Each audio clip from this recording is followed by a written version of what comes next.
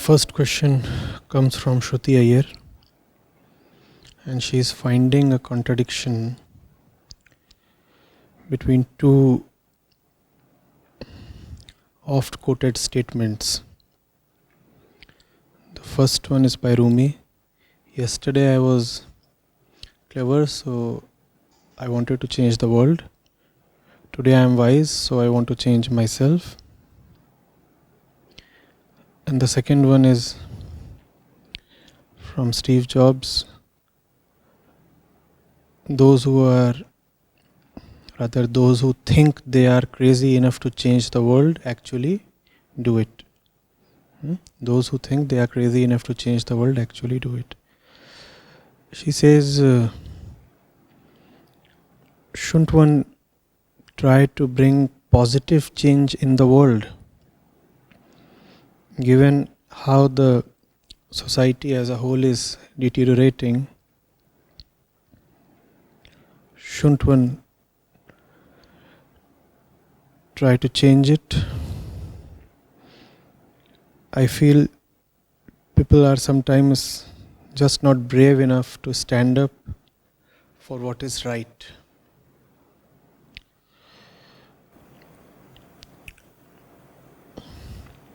Shruti,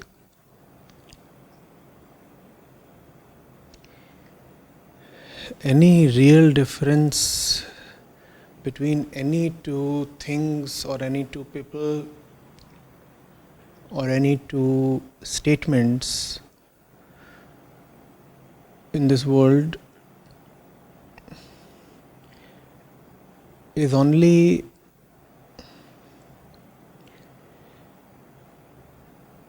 a difference between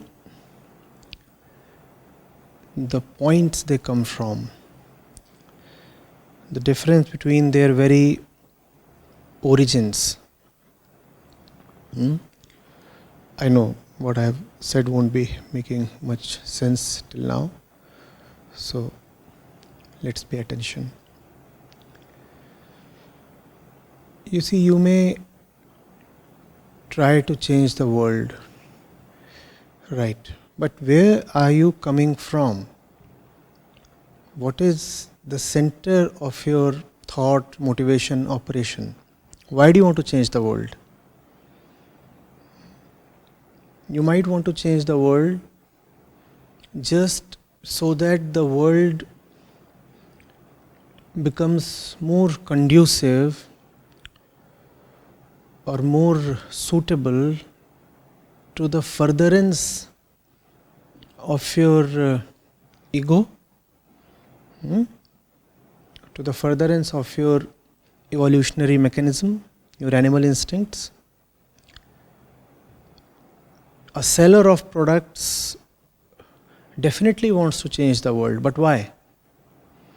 He wants to change the world in probably much the same way the rabbits dig up earth these days. They are trying to change the world, aren't they? Here I have my lawn and there is a small home for the bunnies and they live there, and they are very busy digging up these days because it's hot. Their little home and the lawn and the grass and the trees, plants, that's their universe physically, and they are trying to change it. Why are they trying to change it? To bring good to the world? Why are they trying to change it? They are trying to change it so that their physical, biological, evolutionary, egoistic mechanism can continue itself. There is no being in the world that does not try to change the world. The question is, why are you trying to change the world? The question is, what within you is prompting you to change the world? Show me one example of any living being, from humans to species of the smallest size and smallest brains, that is not effectively either trying to change the world to suit its own needs or adapting itself to change to the world. That's what is continuously going on, right? But that is not intended to do any good to the world. That is coming from a point of your own little ego.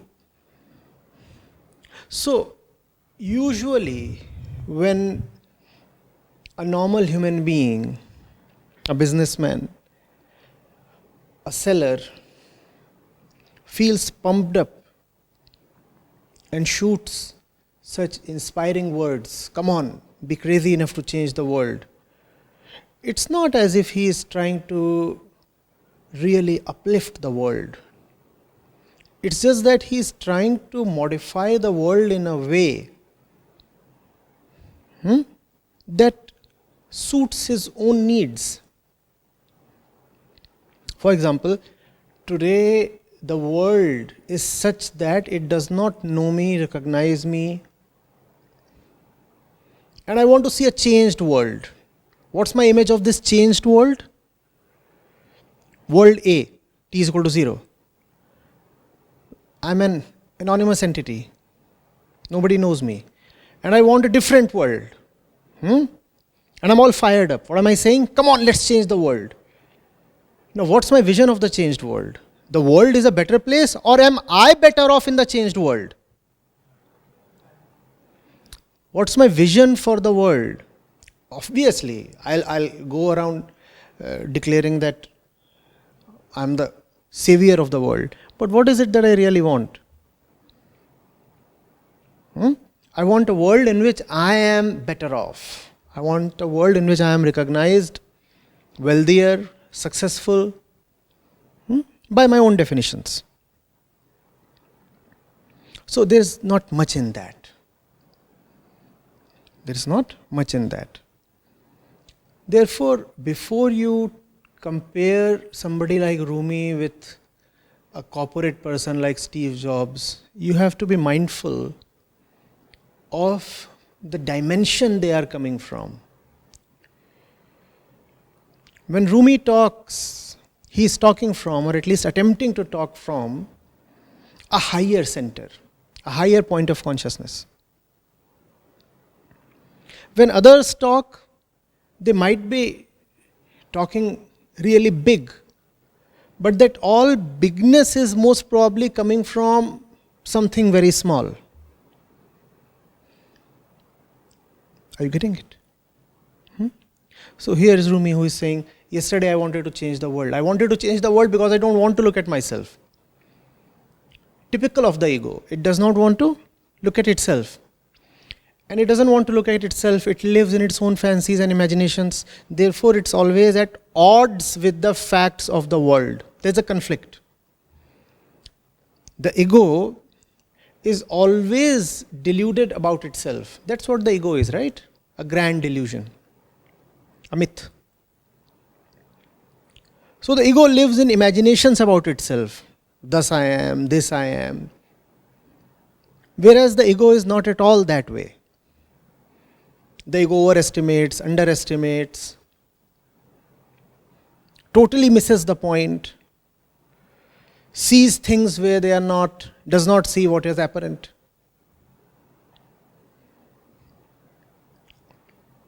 The result is that the ego is constantly in a conflict with the facts of the world. Forget about the truth. The ego cannot even sit peacefully with facts. Because my estimation and imagination of who I am does not have any feet at all. I live in pure fancy, and that is what is called the I, a fancy. Having no rootedness, having no foundation in reality. That's the I. So the ego is always, as we said, in strife with the facts of the universe. And when there is this conflict, what does the ego say? The ego does not say, oh, maybe I am mistaken about myself. The ego will not say that. What does the ego say? The universe seems too conceited, too bloated. The people are just not prepared to appreciate me. So what am I going to do? I'm going to change the people, their perception. The ego will not say, I'm not all right. I'm drunk. I'm daydreaming. It will try to change the world. And those who have taken this path have realized that there is no point trying to change the mirror when your face is filthy. You see that? Just because what is coming back to you from the mirror does not look pretty to you, what is it that you attempt to do? You have to try to change the mirror or manipulate the mirror in such way that what it sends to you is something you like. That's what the usual mind, the common man does. There are so many people who want to change the world, right? Very few who want to change themselves. There has to be a reason. The reason is this. The ego lives in a very shallow, at the same time, very existential confidence. The ego's confidence is shallow, at the same time essential to itself.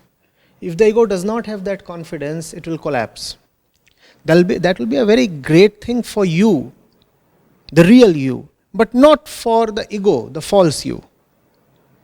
Therefore, the ego has to keep pretending that it is in the truth. And if the ego is already in the truth, why will the ego ever want to look at itself and change itself? But something is definitely not all right because the ego is in a constant conflict with the world. So the conflict is there. The proof of the conflict is daily suffering, daily wounds. One is tense. One is not at peace. Something is not all right. So either of the two have to change, either me or the world, because these are the two at odds with each other. The choice is simple. The world has to change because I am in the truth on anyway and already. So why will I change myself? That's the approach of the common man. That's why Rumi's teaching is valuable. He is saying, if you are clever, you will try to change the world. And the use of the word clever here it's a quip. It's spiritual sarcasm. The words say, yesterday I was clever, so I wanted to change the world. What he actually means is, yesterday I was outright stupid, so I was trying to change the world. And then he says, now I am wise, so I want to change myself. Are you getting it? Now let's look at your question. You are saying, given the state of the society, shouldn't one try to bring some positive change in it? Now, first of all, if you have not understood yourself, how will you know what the state of the society really is? Because whatsoever is the state of the society, you are the perceiver, you are the judge. That brings us to the question of what really is positive. How do you know what is good for the other? How do you know that your definition of goodness is absolute? Maybe it is just relative to your own conditioning and concepts. Maybe you are just trying to impose your own idea of positivity and wellness upon others. We are not saying that you must not attempt to bring any change in the world. But first of all, one has to be clear about why does one aspire to bring that change, and whether one has brought about any change in oneself first. Now, change in oneself. If you want to bring change in yourself, then the role of your external situations becomes important. And that is one genuine reason why you might attempt to change the world. Because if you don't change your surroundings, it becomes difficult to bring deep change in yourself. So that is one good reason why. The other good reason is, as you start changing, you start developing what is called the faculty of oneness and compassion.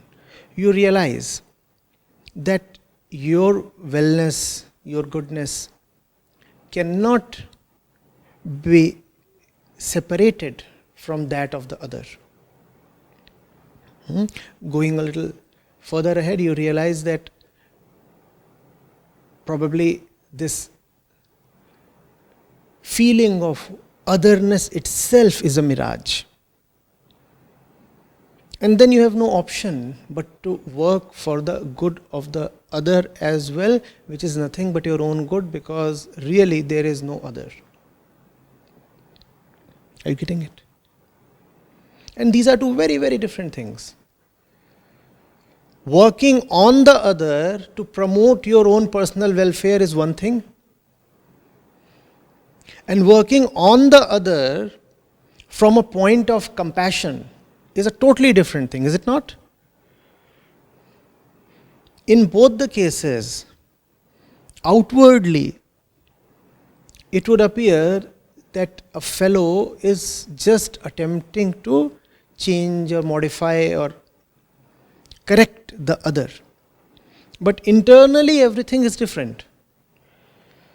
The saint and the seller are not the same. The saint works tirelessly to change the world because he realizes that his own welfare is not separate from the welfare of the world. He realizes that the other's suffering is his own suffering. He realizes that joy is not something personal or fragmented. Therefore, he has no option but to work for the other as well. His narrow self has just fallen apart. Even if he tries to, he cannot work merely for his personal benefit. He has seen the falseness of what we call as the person. What we call as the me, the self, the individual, the personality. He has seen what all this is about and where it comes from. So there's no way he can keep working for something that's just an illusion. Therefore, now his work is for the greater common good. The seller, on the other hand, will work relentlessly to effect a change in the world, but the change that he wants to bring in the world,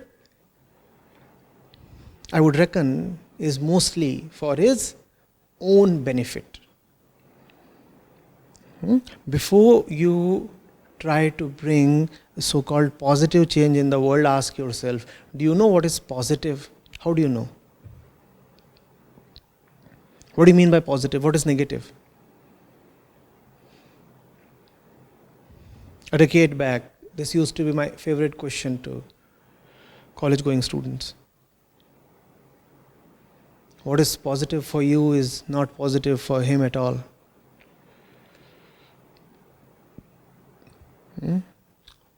Basics of coordinate geometry. Shift the origin. What is positive becomes negative.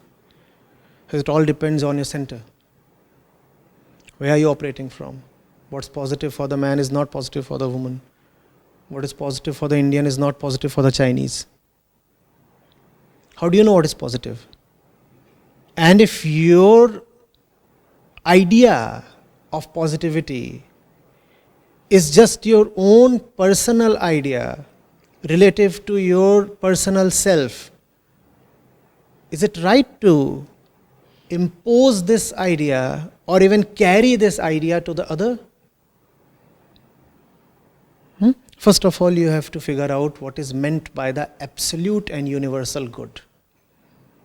Not personal good, absolute good. There is a great difference between personal welfare or personal good and that which is absolutely good for everybody, without exception, unconditionally. Before you work for the other, you will have to move from your personal position to an impersonal position. You have also said that most people do not have the courage to stand up for what is right. It's not so much about courage, it's about clarity. There are mental conditions in which one seems to become very fearless. Nothing great about those conditions. Some drug, some weed, a bit of alcohol, and there are so many people who lose all fear. Tremendously intrepid they become. They can challenge the god of death himself at that moment. 3 pegs down, you ask them to jump from a 7-story and they would. It's not really courage that is always virtuous. Clarity is virtue. Yes, obviously, there are many people who are courageous and, in your words, brave, and there are many people who are afraid. I would not greatly distinguish between the two. The real distinction is between people who realize and people who do not realize. That is the only real distinction. And that is what is called as discretion. To realize what is and versus what is not. The ability to distinguish between that which merely appears and that which is substantial. Have that. From that, what you get is something higher than courage. Courage, as I said, can even be a result of your hormones or your drunkenness, right? If you are a bit under the impact of something bodily, you find yourself ready to take on all kinds of challenges. Fear stops mattering. Nothing big about that. The jails of the world are full of very, very courageous people. At least in their moment of madness, you could say they were not short of courage. There is no great virtue in courage. We were saying that when you have clarity, then something much more indomitable than courage comes from it. Courage is momentary, and after that it subsides, does it not? Are you always equally courageous? No. From clarity, what you get is something much more stable, much more lasting, not something that is frothing and shouting and erupting, but something that is passively and solidly and permanently present in you. Courage appears heroic, does it not? Courage is spectacular. What clarity gives you may not appear heroic or spectacular, but it does great things. If you want to steal the show for 5 minutes, ask for courage. If you want to live a worthy life, ask for clarity. Courage is just suspension of fear. In clarity, You know the falseness of fear. That's the word, clarity. You are clear about fear, or you are clear of fear. If fear has merely been suspended or suppressed, obviously it will come back, bounce back. In clarity, you know what the whole game, the whole mechanism of fear is all about. You know how it operates in you, you know how it operates in others. And then you relate to the world in a very different way. You tell the world, I know why you live the way you do. I have been so much like you, I still am. Therefore, I want to talk to you. If I could overcome something, you too can. Potentially, fundamentally, the two of us are not different, me and the world. Right? So let's talk. That's one way of bringing about change in the world. That's the better way. All right?